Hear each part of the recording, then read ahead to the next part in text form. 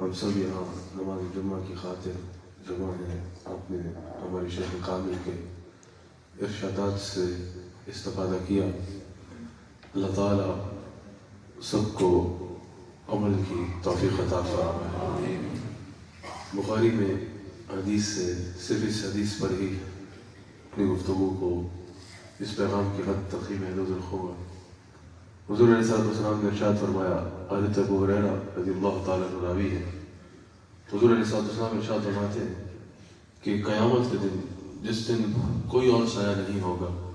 7 لوگوں کو اللہ تعالیٰ قیامت کے دن اپنے عرش کا سایہ عطا فرمائے گا. یقیناً دنیا میں ہر ایک آسانی کا خواہش مند ہوتا ہے کہ اس کو دنیاوی طور پہ ہر اعتبار سے سکون ملے اور آسانی ملے. اگر انسان دنیا کی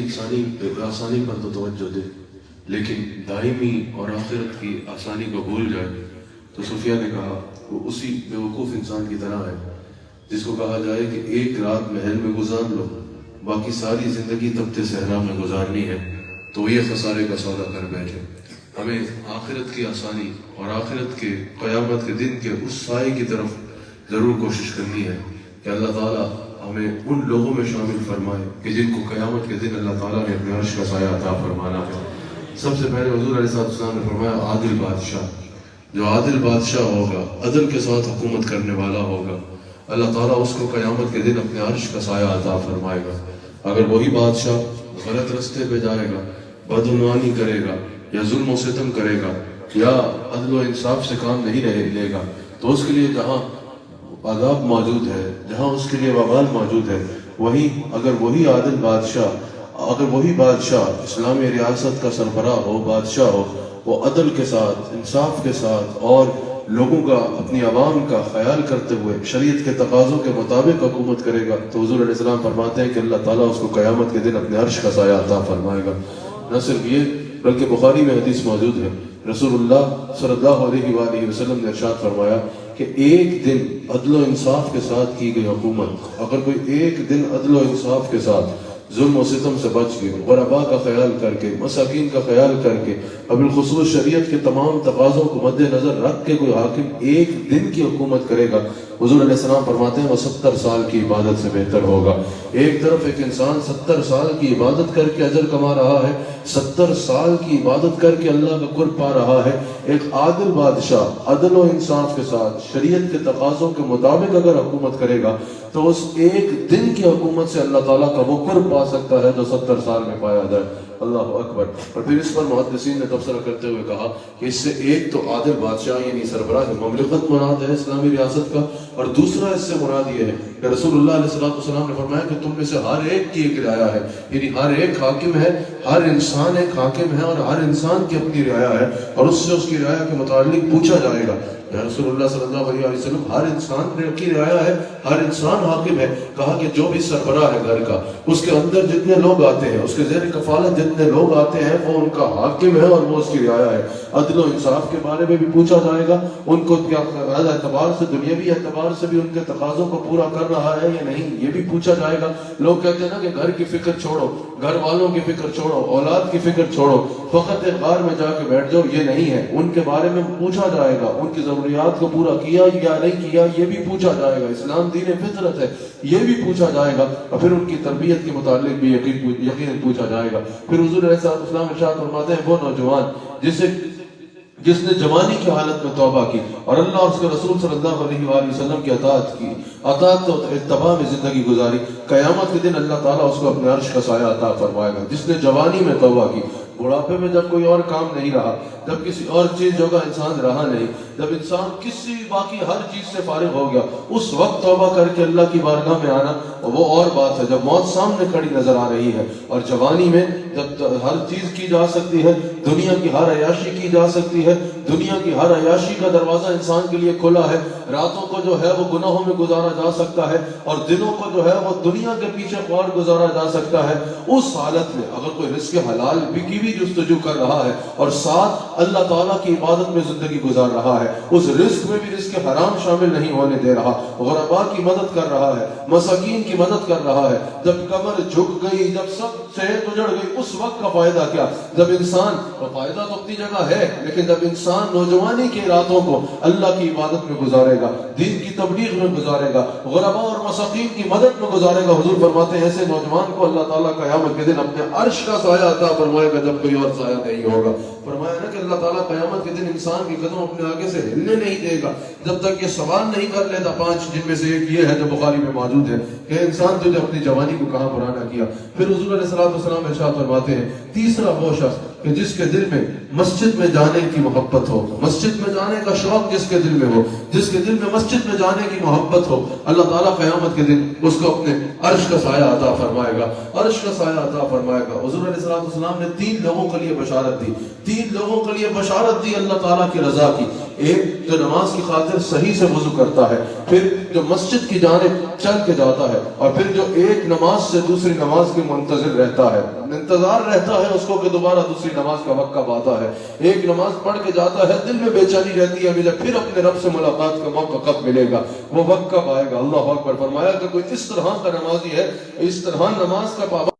ایک نماز دوسری نماز کے درمیان کے گناہوں کا کفارہ ہوتی ہے جو تقاضۂ بشریت ہو جاتے ہیں۔ پھر حضور علیہ السلام ارشاد فرماتے ہیں وہ لوگ جو اللہ تعالیٰ کی خاطر آپس میں ایک دوسرے سے محبت کرتے ہیں، جن کی محبت کی بنیاد اللہ کی محبت ہوتی ہے۔ قیامت کے دن کہا جائے گا نا کہ ایک جماعت کو کہا جائے گا کہ اہل کرم اٹھیں اور جنت میں چلے جائیں، وہ عزت والی جماعت اٹھے اور جنت کی جانب روانہ ہو جائے۔ ایک جماعت اٹھے گی اور عزت کے ساتھ جنت کی طرف روانہ ہو جائے گی۔ لوگ پوچھیں گے کہ کیا تم تو ہمارے ساتھ نمازیں پڑھتے تھے، ہمارے ساتھ اعمال کرتے تھے، آج تمہیں اتنی عزت کا موقع کیا دیا جا رہا ہے؟ وہ بولیں گے ہم آپس میں ایک دوسرے سے اللہ کی خاطر محبت کیا کرتے تھے۔ اس پر کئی حدیث ہیں، وہ بیان کرنے کا وقت نہیں۔ اللہ کی خاطر جو آپس میں محبت کرتے ہیں، جن کے تعلق اور جن کے رشتے کی بنیاد تقویٰ ہے، جن کی محبت کی بنیاد تقویٰ ہے، اور جن کی محبت کا کوئی خونی رشتہ نہیں اور کوئی دنیاوی مقصد نہیں، جن کی محبت اور جن کے تعلق کی بنیاد اللہ کی محبت ہے، فرمایا کہ یہ وہ لوگ ہیں جن کو قیامت کے دن اللہ اپنے عرش کا سایہ عطا فرمائے گا۔ پھر حضور علیہ السلام نے 5واں ارشاد فرمایا، ان میں سے ایک بات پہ تبصرہ طویل ہو سکتا ہے حدیث کے مطابق، لیکن صرف پیغام کی حد تک میں نے کہا تھا اس حدیث کو میں نے بیان کرنا ہے۔ پھر حضور علیہ السلام نے ارشاد فرمایا،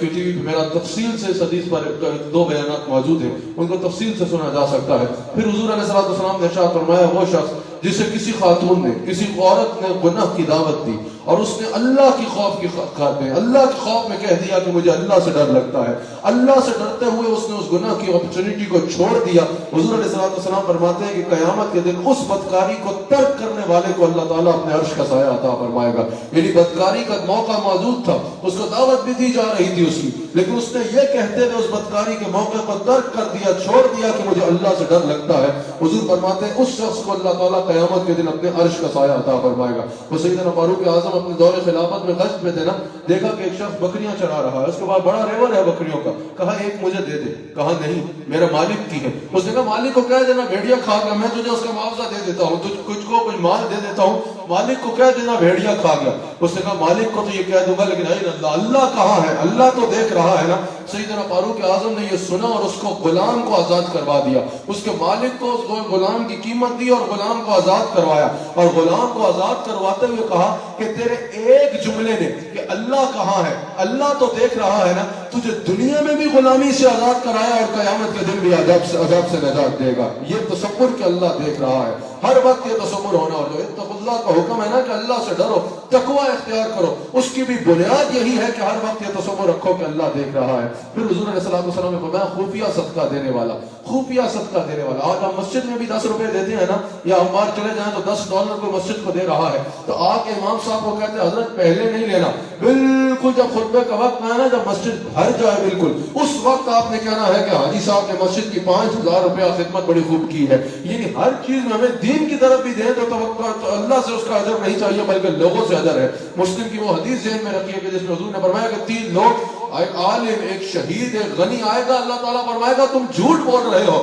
تم نے یہ کام میری رضا کی خاطر نہیں کیا، لوگوں کی خوشنودی کے لیے کیا۔ کہا خفیہ صدقہ دینے والا، جو ایک ہاتھ سے دو اور دوسرے ہاتھ کو خبر بھی نہ ہو، یہ وہ خوش نصیب ہے جس کو اللہ تعالیٰ قیامت کے دن اپنے عرش کا سایہ عطا فرمائے گا۔ پھر حضور علیہ السلام نے فرمایا 7واں، اللہ کا ذکر کرنے والا، اور جو اللہ کی یاد سے، اللہ تعالیٰ کی یاد میں دل کو اپنے محو رکھنے والا، اللہ کا ذکر کرنے والا اور اللہ کی محبت میں رونے والا۔ جو اللہ کی محبت میں روتا ہوگا، اللہ کے خوف سے روتا ہوگا اور پھر اللہ کا ذکر کرتا ہوگا، اللہ کا ذکر کرنا اپنی عادت بنائے گا، یہ وہ خوش نصیب ہے جس کو قیامت کے دن اللہ تعالیٰ اپنے عرش کا سایہ عطا فرمائے گا۔ اللہ تعالیٰ ہم سب کو ان خوش نصیبوں میں شامل فرما دے۔ اللہ تعالیٰ ہم سب کو ان